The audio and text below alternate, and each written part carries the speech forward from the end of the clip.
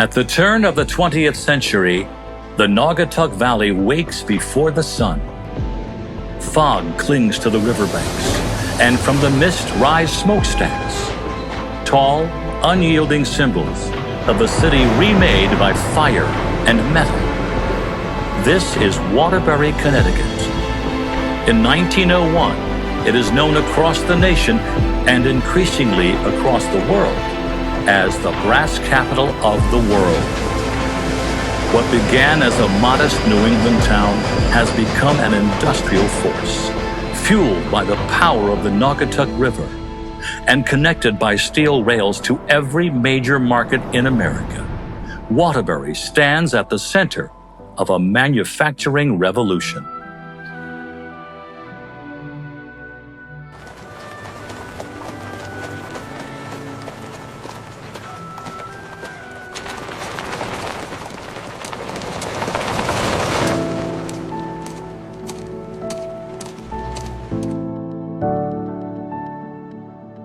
By 1900, Waterbury's riverbanks are crowded with brick factories. Dense, towering structures built for production on an almost unimaginable scale. Companies like the Scovill Manufacturing Company and the rapidly expanding American Brass Company, formed in 1899, dominate the skyline.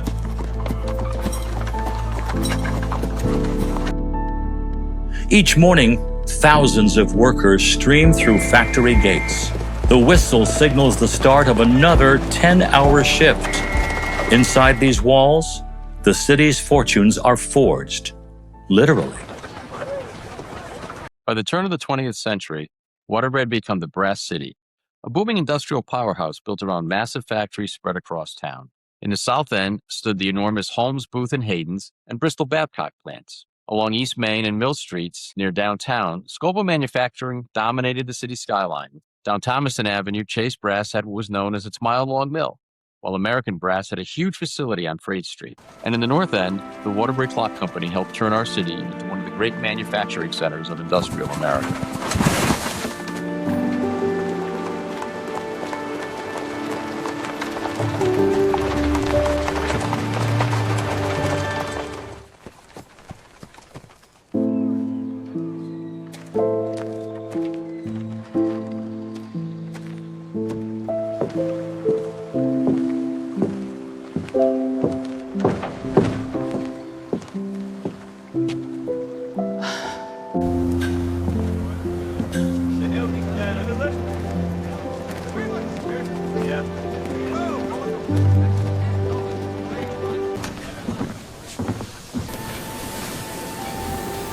Brass begins as molten metal, an alloy of copper and zinc, heated until it glows like liquid sunlight.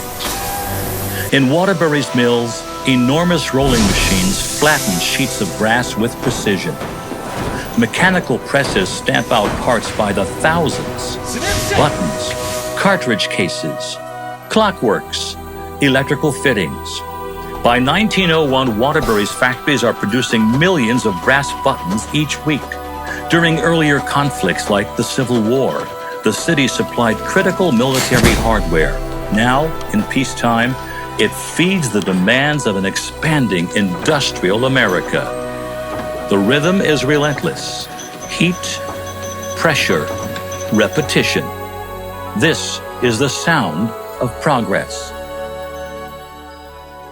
Waterbury had been making buttons since the late 1700s, but it wasn't until the mid-19th century that they were able to mechanize this. A gentleman from Waterbury named E.J. Manville invented the four-slide machine, which is actually still used today in industrial settings, but it enabled them to take sheet metal and to pull it into many different shapes, and it actually enabled them to move much more quickly and to create that much more product, enabling them to send it out into the market.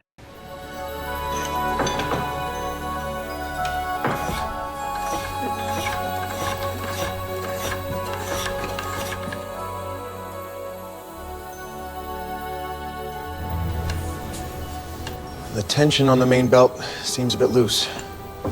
I will tighten the idler pulley bolt then.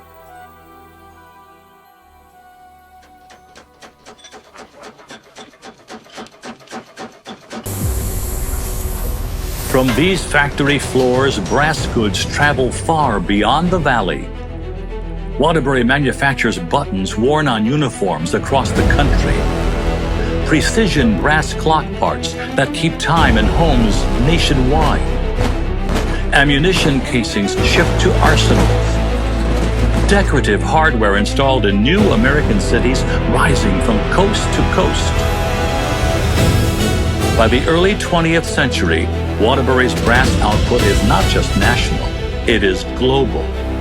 Exports reach Europe and South America.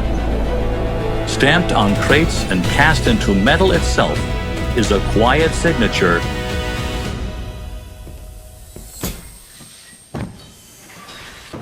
Waterbury, Connecticut, a small city with an international reach.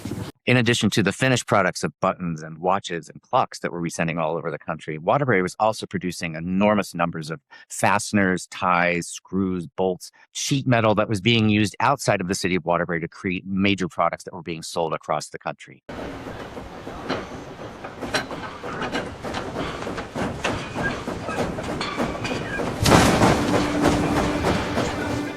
None of this would be possible without the rails. The New York, New Haven, and Hartford railroads connect Waterbury directly to New York City and the ports of the Atlantic. Steam locomotives haul raw copper into the valley and finished brass out. By 1901, freight traffic is constant. Trains leave loaded with goods destined for Chicago, Boston, Philadelphia. The railroad is more than transportation. It is the artery of industry. Without it, the furnaces would cool. It's really impossible for modern people to comprehend the role that the railroads played, not only in Waterbury, Connecticut, but in the United States as a whole. Without the railroads, industry was impossible on a mass scale. In fact, the railroad was the basis of the early industrial revolution in the United States.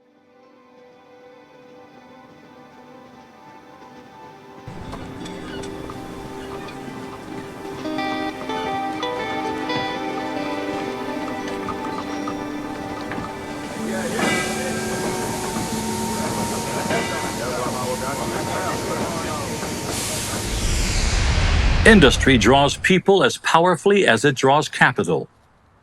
In the late 19th and early 20th centuries, thousands of immigrants arrive in Waterbury seeking opportunity. Irish families, followed by waves of Italians, Poles, Lithuanians, and others from Eastern Europe, mix with African Americans and settle in tightly packed neighborhoods near the mills. The strength of Waterbury has always been its neighborhoods. Behind every smokestack was a neighborhood filled with hard-working families chasing the American dream. They build churches, social halls, corner markets. Life is demanding. Shifts are long. Conditions can be dangerous.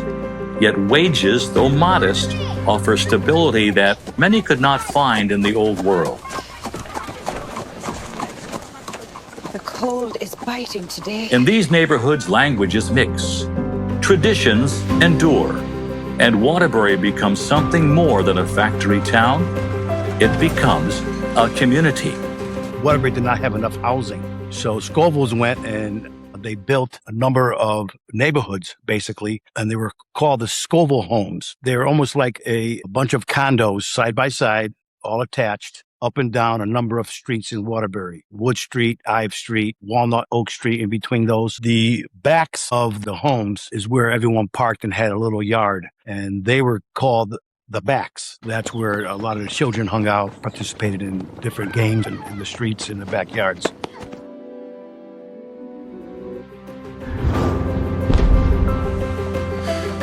Clear the way, keep it moving. Keep it steady there. Watch the line. Doложь мир усилия.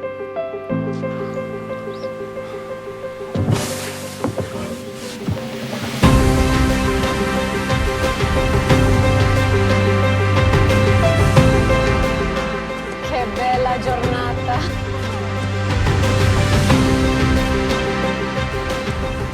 factories built Waterbury's economy, but its neighborhoods built Waterbury's character.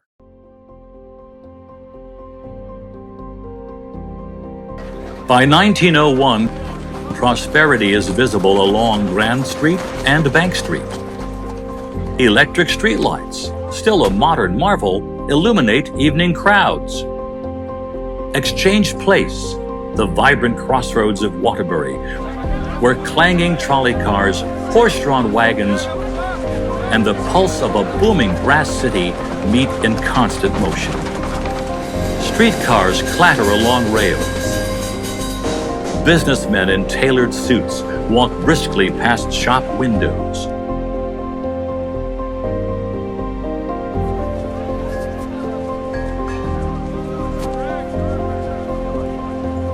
Extra, extra!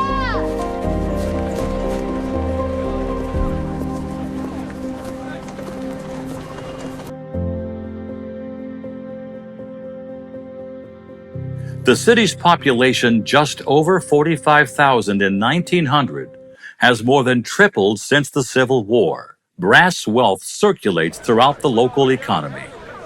Waterbury is not merely surviving, it is thriving. Fresh wares, finest quality.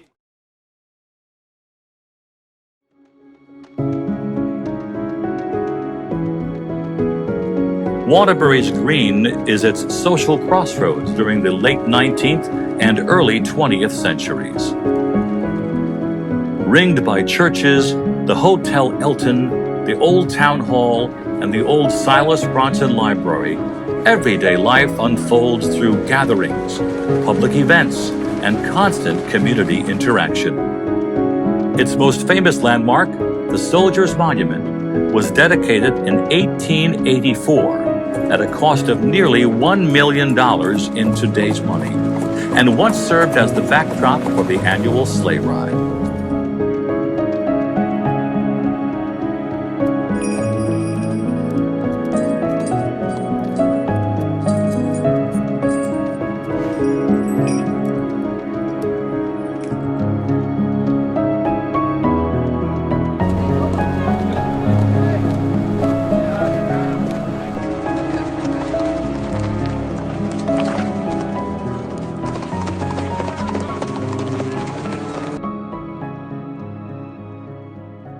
Above it all stands Waterbury's Union Station and its striking clock tower.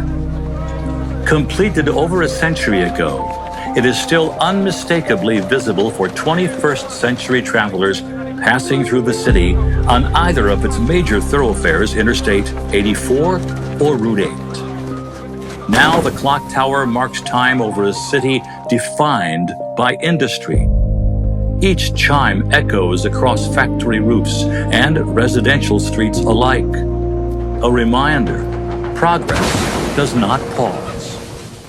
At its peak, passenger rail service to the city of Waterbury was over 100 trains every single day, bringing people to and from the city to work in the factories and also to buy things while they were here. That enormous train yard that is behind what was Union Station was so incredibly active with cargo trains, with freight trains, and passenger trains that the sky was filled with smoke and eventually electric lines and diesel fuel because of all this moving back and forth in and out of the city. And as time progressed, that became less and less as cars took over and highways were built and trucks were transporting things.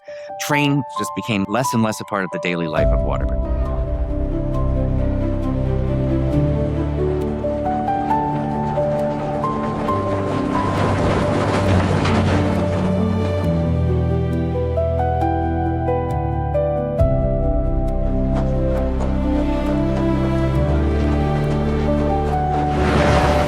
At the dawn of the 20th century, Waterbury is producing more brass than anywhere else on Earth. The consolidation of firms into the American Brass Company has centralized production and increased efficiency.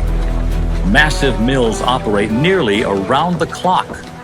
As the brass industry in the city of Waterbury continued to grow and the merger in 1901 that created the Big Three, Waterbury was consuming more and more copper and was creating more and more brass. In fact, Waterbury was producing 2/3 of the brass in the United States at the time and consuming 1/3 of the copper that was mined in the United States. You have to understand that Scovill's was just a massive site. It had many buildings as part of the factory itself. You had one building that was for the recreation to make it pretty much one big family of Scovill employees. They also had a medical building. They had an office building where the owners had their offices. And then you had buildings laid out across, like I said, from downtown to the East End to Hamilton Park, actually, where there was a power mill that supplied all the power and electricity to all the different buildings and plants. You had the buffing and dipping room. So there was many buildings that consisted of the whole Scovill empire. The skyline is dense with smoke. The rail yards are alive with motion. The furnaces burn day and night. For a brief, extraordinary moment, this small Connecticut city sits at the center of a global industry. At this point, Scovill is the largest employer in the city of Waterbury, with over 45,000 people working the 3 shifts every day in that factory. Waterbury's brass shapes modern America, powering electrification, manufacturing, construction, and defense. It's an industrial peak built on ingenuity, labor, and relentless momentum. But industry is never static. In the decades that follow, competition increases. Southern states offer lower labor costs. Technological shifts change manufacturing processes. Economic downturns, including the Great Depression, strike hard. By the mid-20th century, many of Waterbury's once mighty factories begin to close. Smokestacks fall silent.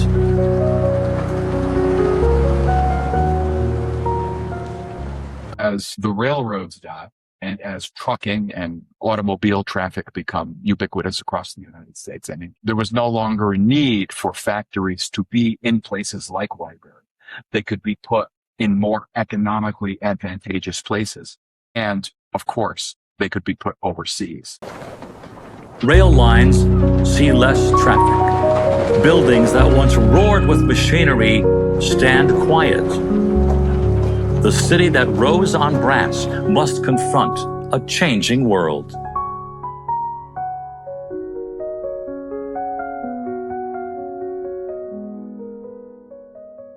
Even as manufacturing declined in the second half of the 20th century, the pride and identity of Waterbury's neighborhoods remained strong. Today, Waterbury is quieter. The factories remain, some repurposed, some abandoned, monuments to a century of fire and metal.